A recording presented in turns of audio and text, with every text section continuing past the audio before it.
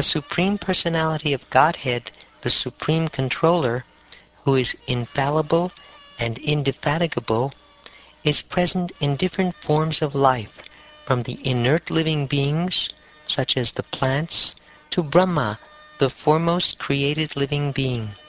He is also present in the varieties of material creations and in the material elements, the total material energy and the modes of material nature, as well as the unmanifested material nature and the false ego. Although he is one, he is present everywhere. And he is also the transcendental Supersoul, the cause of all causes, who is present as the observer in the cores of the hearts of all living entities. He is indicated as that which is pervaded and as the all-pervading Supersoul. But actually, he cannot be indicated. He is changeless and undivided. He is simply perceived as the Supreme Satchidananda, or eternity, knowledge, and bliss. Being covered by the curtain of the external energy, to the atheist he appears non-existent.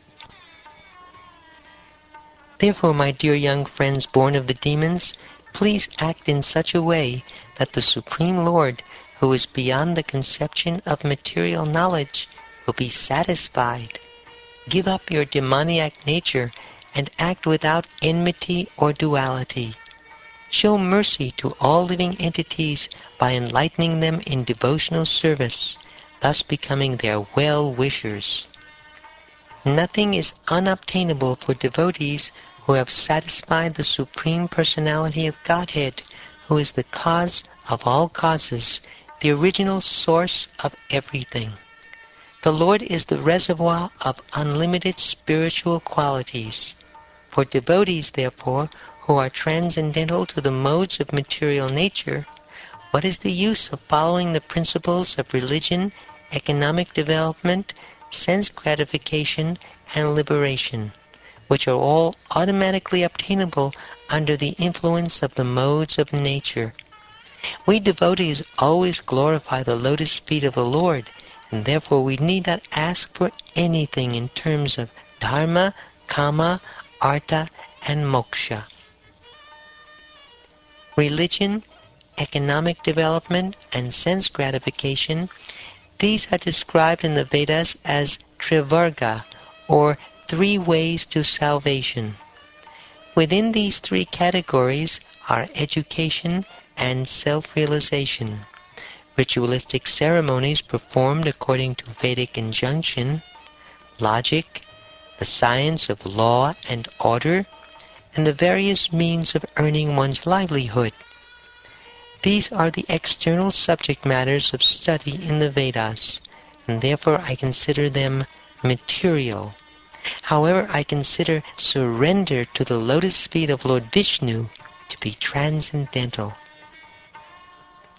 Narayan, the Supreme Personality of Godhead, the well-wisher and friend of all living entities, formally explained this transcendental knowledge to the great saint Narad.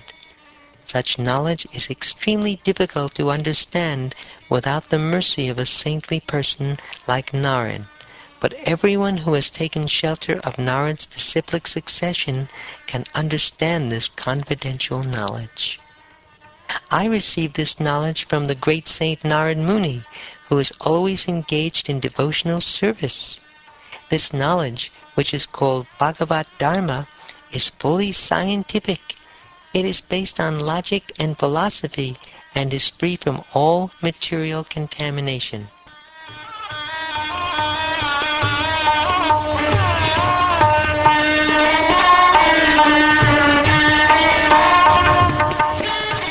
The sons of the demons replied, "Dear Prahlad, neither you nor we know any teacher or spiritual master other than Shanda and Amarka, the sons of Shukracharya.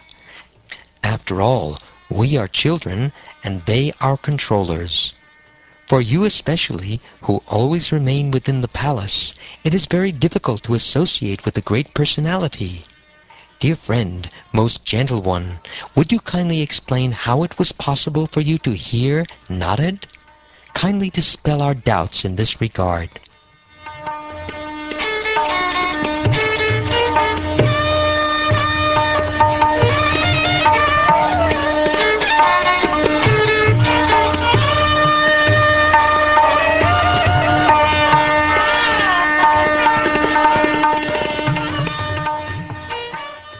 Thus ends the 6th chapter of the 7th canto of the Shrimad Bhagavatam, entitled Prahlad Instructs His Demoniac Schoolmates.